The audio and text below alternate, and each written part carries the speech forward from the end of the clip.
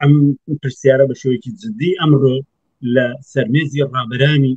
بزوتنەوەی ئاعترازی و جوڵانەوەی ئاعترازی ئەمڕۆی کوردستانە کە کاتێتی بزوتنەوەیەکی ڕاستە و خۆی ئیرادەی جەماوەری و شورایی لە کوردستانە لە گەڕەکەکانە لە مەڵبەندەکانی کار و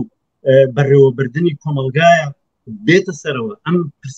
پرسیارێکی ئەمڕۆیە ئیتر دەرکەوت کە ئەم هەلومەرجە و ڕزگاربوون لەم هەلومەرجەوە ڕزگاربوون لەم حاکمیەتە چینایەتیە بێدەربەست و بێکەڵکە پێویستی بە ڕابەرانی ڕادیکاڵ هەیە، پێویستی بە دەخالەت و هاتنە مەیدانی ڕاستە و خۆی ئیرادەی ئەم کۆمەڵگا و ئەم بەشەریەتە هەیە کە داوای ژیانەکە، داوای کرامەتەکە، داوای خۆشبەختی ئەکات و داوای ڕزگار بە کورتی داوای ڕزگاربوون لەم ئەم کەمەنەتی بۆرژوا و مفتەخۆر و تەمبەڵ و کارنەکەرە ئەکات.